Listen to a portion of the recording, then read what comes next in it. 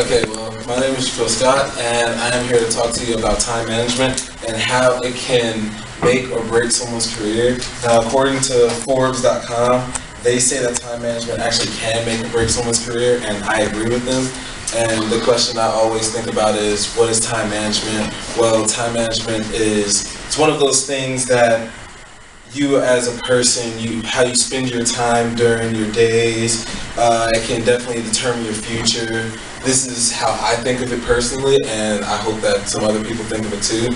And I actually compared it with other studies found on Forbes.com and FoxBusiness.com. Now, time management it's one of those things where if you have great time management skills, you can be always counted on. People will always look to you for guidance. You can always be relied to do what you're going to do on time. But if you don't have great skills, people are going to lose faith in you. You might kind of fall back into the scenes of everyone's radar. People will start, executives will start looking at you like, I don't know if this guy's really up for the task. So they kind of just let you go along the path. Now, for the week of February 9th through February 14th last year, I did a study on myself to determine if I had good, bad, or great time management skills, and I compared this study to other studies found online. Now, the study I did, this is just a simple graph of the study in hours after I completed it through that week. It totals out to 168 total hours for that whole week. Now, the study I did was, as I was going through my normal days, I was just writing down, collecting my data, writing in 30-minute intervals of what I was actually doing every day and for that whole week. And I gotta say, it was probably one of my worst experiences ever, because it was just really annoying to every 30 minutes just write something down and then just keep going. 30 minutes, write something else down. It's just really annoying, but it paid out well. Before the little experiment, I thought I had good time management skills, or the average time management skills, to compete with normal college students, just at that average normal level, not really above everybody else, but not really below anybody else either. But the experiment kind of proved me a little bit wrong. So after that, also I have to say that during the experiment, not everything was documented. The way I did it was, like I said before, I did it in 30-minute intervals. So if something wasn't at least 15 minutes long, and if it didn't land on the start of a 30-minute interval or the end of a 30-minute interval, it wasn't documented. So that's definitely something to take into consideration moving forward.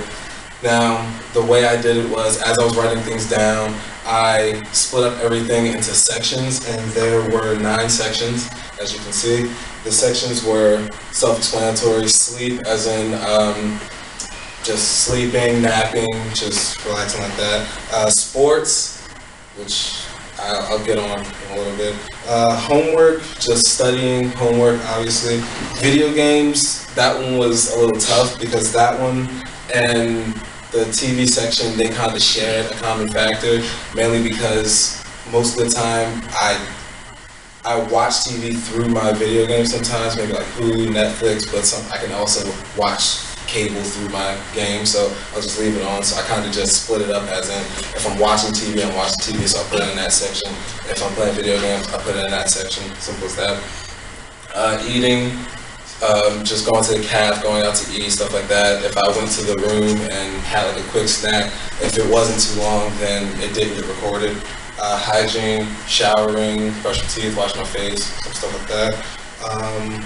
Classes, simple as that, just going to class. And lastly, my last section was other. Now, the reason I named it other was because the stuff that was in it didn't really have a correlation to each other, and it didn't really have a correlation to any of the other sections. Now, what included in that section was business calls, meetings with coaches or teachers, or even group projects, stuff like that. and even walking to class, because that takes some time and it continuously happens throughout the day, so that had to be documented at some point. Now, like I said, this is one of the graphs that I created after compiling all of my data. This is broken down into hours, and I can guarantee you, if you guys were to do any of these, like this study, your main section would be sleep. I don't know if it'll be that specifically high, but that will definitely be your main section. In hours, this is all broken up. It totals out to 168 hours, which is a full week. And this is in percentages, which shows out to 100%. Now, like I said, the biggest section is sleep.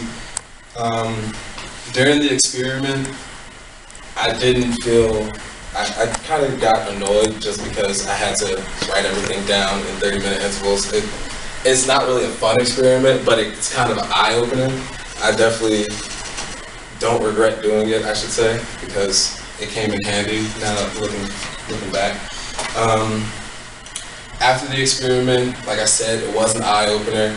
I saw my data, I saw that, go back to the hour sheet. I saw that I spent too much time relaxing and that I should split up that time more wisely into like homework and other stuff. And now I can actually say that if I was to redo this whole study again, the sections would be pretty much flip-flopped, except for sleep. That would still be the highest. But the next thing wouldn't be TV, it would actually be homework and sports, like pretty much at a dead even tie. And then probably the lowest thing would still be other, and actually video games would be down there too, so that's definitely a great thing. Now, upon completing this experiment, I did look online to compare my research with other people's research, and I found that I actually had some common traits found by other people, and those traits were like, when I wake up, I but I want to get an idea of what I want to do for that day. Also, putting stuff on a calendar, like if I go to my bag, I actually have like a little assignment pad, but also in my room I have a whiteboard calendar, so I always write stuff down so I know what I'm doing. Taking breaks so I don't overexert myself, that's definitely a good thing, because you never want to go crazy and push yourself too hard to the point where you're really not doing anything or accomplishing anything. And lastly, not chasing perfection, because nobody or nothing is perfect. So I always try to work my hardest on what I do, but if I'm going for perfection, it's not really going to work, and I'm just going to be mindlessly going and going and going for something that's just not going to happen. And I compared all of those to the studies found on foxbusiness.com and forbes.com. Okay, so I found all of this research from foxbusiness.com and forbes.com, where I compared all of my data. Now, in conclusion, I still do agree that time management skills can make or break someone's career. As you can see from these charts that I have, that my time management skills weren't the greatest thing going into the experiment, but after doing that, I kind of woke up and started really progressing into what I really want to get myself into. And yeah.